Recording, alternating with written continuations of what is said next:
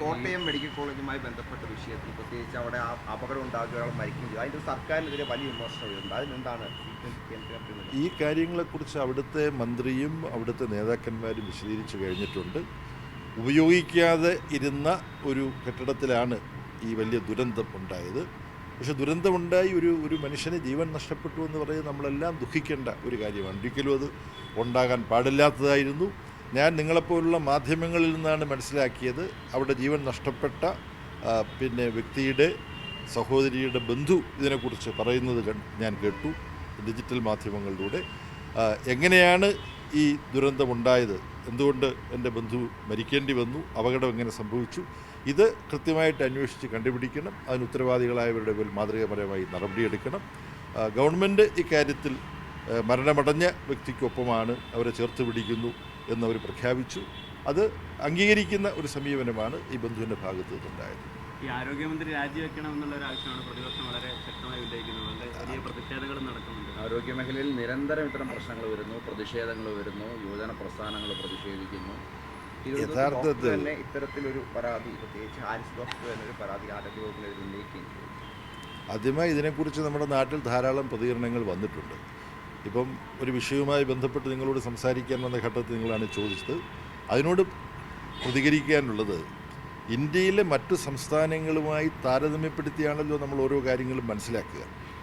അങ്ങനെ പരിശോധിക്കുമ്പം മറ്റെല്ലാ സംസ്ഥാനങ്ങളെക്കാളും വളരെ മികച്ച നിലയിലാണ് കേരളത്തിലെ വിദ്യാഭ്യാസ രംഗവും ആരോഗ്യരംഗവും പ്രവർത്തിച്ചുകൊണ്ടിരിക്കുന്നത്.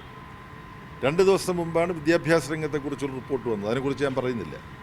3, 6, 9 ക്ലാസ്സുകളിലെ കുട്ടികൾ പല വിദ്യാഭ്യാസത്തിൻ്റെ പല മേഖലകളിലും കൈവരിക്കുന്ന നേട്ടം കേരളം ഇന്ത്യയിലെ മറ്റെല്ലാ സംസ്ഥാനങ്ങളെക്കാളും വളരെ മുമ്പിലാണ്. ആരോഗ്യരംഗത്തും നിങ്ങൾ ഒരു കണക്ക് മാത്രം നോക്കിയാൽ മതി. കൃത്യമായിട്ട് എൻ്റെ ശതമാനം എനിക്ക് പറയാൻ കഴിയില്ല. ഗവൺമെൻറ് ആശുപത്രികളെ രോഗികൾ ഏറ്റവും കൂടുതൽ ആശ്രയിക്കുന്ന സംസ്ഥാനം ഏതാണ് എന്ന് പരിശോധിച്ചാൽ അത് കേരളമാണ്.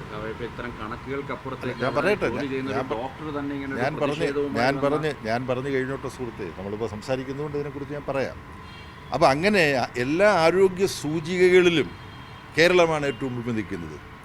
അതേസമയത്ത് ഒരു ഡോക്ടർ, ആ ഡോക്ടറെക്കുറിച്ച് ഞാൻ കേട്ടിട്ടുള്ളത് വളരെ മാതൃകാപരമായി പ്രവർത്തിക്കുന്ന ഒരു ഡോക്ടറാണെന്നാണ്. ഞാൻ അതിനെക്കുറിച്ച് അന്വേഷിച്ചു. ആ ഡോക്ടർ തിരുവനന്തപുരം മെഡിക്കൽ കോളേജ് ആശുപത്രിയിലെ ഒരു പ്രയാസം, പല പ്രയാസങ്ങളുണ്ട്, അതിലൊരു പ്രയാസം ഓപ്പറേഷനൊക്കെ നടത്തുന്നതിന് അത്യാവശ്യം വേണ്ട ക്രമീകരണം, അതിനകത്തൊരു കാലതാമസം ഉണ്ടാകുന്നു എന്ന് പറഞ്ഞു. അത് സംസ്ഥാന ഗവൺമെൻറ്റിൻ്റെ രാഷ്ട്രീയ നേതൃത്വത്തിൻ്റെ ഒരു പോരായ്മയായിട്ടുമല്ല അദ്ദേഹം പറഞ്ഞത്. ഞാൻ അന്വേഷിച്ചു മനസ്സിലായത്, ഉദ്യോഗസ്ഥ തലത്തിൽ ഫയലുകൾ നീങ്ങി ഇതിനകത്ത് തീരുമാനം കൃത്യസമയത്ത് എടുക്കുന്നതിനുണ്ടായ ചില പോരായ്മകളാണുള്ളത്. അത് അദ്ദേഹത്തിൻ്റെ ഫേസ്ബുക്ക് പോസ്റ്റിലൂടെ പറഞ്ഞു. അതിനെ തുടർന്ന് ഗവൺമെൻറ് വളരെ ചടുലമായി തന്നെ അക്കാര്യത്തിൽ തീരുമാനമെടുത്തു, ആ കുറവുകൾ പരിഹരിച്ചു. കേരളത്തിലെ ആരോഗ്യ മേഖല ഇന്ത്യയിലെ മറ്റെല്ലാ സംസ്ഥാനങ്ങളെയും അപേക്ഷിച്ച് വളരെ മികച്ചതാണെന്ന് പറയുമ്പോഴും കേരളത്തിലെ ആരോഗ്യ മേഖലയിൽ ഈ പ്രശ്നങ്ങളുണ്ട്. ആ പ്രശ്നങ്ങൾ പരിഹരിക്കാനാണ് ആത്മാർത്ഥമായിട്ട് കേരളത്തിലെ ഇടതുപക്ഷ ജനാധിപത്യ മുന്നണി ഗവൺമെൻറ് ശ്രമിക്കുന്നത്. അപ്പോൾ അതിൽ ആ ശ്രമങ്ങൾ വേണ്ടത്ര വേഗതയിലല്ലാത്ത പ്രശ്നമുണ്ടോ തുടങ്ങിയ കാര്യങ്ങൾ നമുക്ക് ചർച്ച ചെയ്യാൻ പരിഹാരം ഉണ്ടാക്കാം. കേരളത്തിലെ ആരോഗ്യ മേഖലയുടെ മികവിനെ ഇടിച്ചു കാണിക്കുന്നതിനകത്ത് ഞാൻ ഒട്ടും യോജിക്കുന്നില്ല. ഈ ഡോക്ടർ ചൂണ്ടിക്കാണിച്ചതുപോലുള്ള പോരായ്മകൾ ചൂണ്ടിക്കാണിച്ചാൽ അത് ആരോഗ്യകരമായൊരു മനോഭാവത്തോടു കൂടി ചൂണ്ടിക്കാണിക്കുന്ന കാര്യങ്ങളെല്ലാം നമുക്ക് ചർച്ച ചെയ്യാം, നമുക്ക് കൂട്ടായിട്ട് അതിന് പരിഹാരം ഉണ്ടാക്കാം. ഇതാണ് ഇതിനെക്കുറിച്ച് എനിക്ക് ചുരുക്കത്തിൽ പറയാനുള്ളത്. ഈ മന്ത്രി രാജിവെക്കേണ്ട യാതൊരു ആവശ്യവുമില്ല, അത്രയേ ഉള്ളൂ. ഈ കേരളത്തിലെ ആരോഗ്യ മേഖല മികച്ചതാണെന്ന് പറയുമ്പോഴും മന്ത്രിമാർ പലരും പതിവായി ചികിത്സ തേടുന്നത് സ്വകാര്യ ആശുപത്രികളിലാണ്. ഇപ്പോൾ അതിൻ്റെ വിവരാവകാശ രേഖകളും നിയമസഭാ രേഖകളൊക്കെ തന്നെ പുറത്തു വരുന്നുണ്ട്. അതെല്ലാം വലിയ വിമർശനത്തിന് അല്ല, അങ്ങനെയുള്ള അതിൻ്റെ എല്ലാ വിശദാംശങ്ങളിലേക്ക് ഇപ്പോൾ ഓരോ ചികിത്സയ്ക്കും ഓരോ രോഗത്തിനും ഏറ്റവും മികച്ച ചികിത്സ ലഭിക്കാൻ സൗകര്യമുണ്ടെങ്കിൽ അത് ഉപയോഗിക്കാനാണ് നമ്മൾ ഓരോരുത്തരും, ഓരോ വ്യക്തി. ഇപ്പം നിങ്ങൾക്കൊരു അസുഖം വന്നു, നിങ്ങൾ ആദ്യം അന്വേഷിക്കുന്നത് എന്താ? നിങ്ങളുടെ അസുഖത്തിന് ഏറ്റവും നല്ല ചികിത്സ ഇവിടെ കിട്ടും. നമ്മുടെ ആയുർവേദ ആരോഗ്യ കേന്ദ്രങ്ങളിലേക്ക് എത്രയോ വിദേശ രാജ്യങ്ങളിൽ നിന്ന് ആൾ വരുന്നു. ഏറ്റവും വികസിച്ച മോസ്റ്റ് അഡ്വാൻസ്ഡ് കൺട്രി, ഏറ്റവും വികസിച്ച രാജ്യങ്ങളെന്ന് പറയുന്നില്ലേ, അവിടെ നിന്നുള്ള എത്രയോ പേര് കേരളത്തിൽ ചികിത്സയ്ക്ക് വരുന്നു. കേരളത്തിലെ കോട്ടയ്ക്കലും വൈദ്യരത്നത്തിൻ്റെ അടുത്തും government Ayurveda college, Thiruvananthapuram government Ayurveda കോളേജിൽ ഇവിടുത്തെ സഹാവ് സുർജിത്ത് പോയി ചികിത്സിച്ചിട്ടുണ്ട്, പാർട്ടിയുടെ ജനറൽ സെക്രട്ടറി. അപ്പോൾ അങ്ങോട്ടും ഇങ്ങോട്ടും പോകും പഠിക്കാൻ. മഹാത്മാഗാന്ധിയും പണ്ഡിറ്റ് നെഹ്റുവും പിന്നെ UK പോലല്ലേ പഠിച്ചത്. അപ്പോൾ പഠിക്കാൻ കേരളത്തിലെ യൂണിവേഴ്സിറ്റികൾ വിദേശത്തുള്ള കുട്ടികളുണ്ട്. കേരളത്തിൽ നിന്ന് വിദേശത്തേക്ക് പഠിക്കാൻ പോകുന്നുണ്ട്, കേരളത്തിലേക്ക് വിദേശത്ത് നിന്ന് പഠിക്കാൻ വരുന്നുണ്ട്. ഇതൊക്കെയാണ് യാഥാർത്ഥ്യം. ഇതിലേതെങ്കിലും ഒന്നിനെ എടുത്ത് പർവ്വതീകരിച്ച് അവതരിപ്പിച്ച് ആശയക്കുഴപ്പം ഉണ്ടാക്കാൻ ശ്രമിക്കുന്നതിനകത്ത് യാതൊരു അർത്ഥവുമില്ല.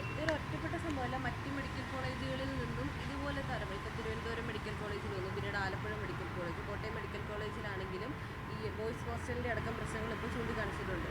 ഒറ്റപ്പെട്ട സംഭവമല്ലെന്ന് വേണ്ടി ഇതിലൂടെ മനസ്സിലാവും. അല്ല, പ്രശ്നങ്ങൾ ലോകത്തും ഇന്ത്യയിലും കേരളത്തിലും ഒറ്റപ്പെട്ടതല്ല. പ്രശ്നങ്ങളുണ്ട്. ആ പ്രശ്നങ്ങളോട് കേരളത്തിലെ ഗവൺമെൻറ് എടുക്കുന്ന സമീപനം എന്താണ്? ഗവൺമെൻറ്റിൻ്റെ എന്തെങ്കിലും നയങ്ങൾ പ്രശ്നങ്ങൾ ഉണ്ടാകാനിടയാവുന്നുണ്ടോ? ഇല്ല.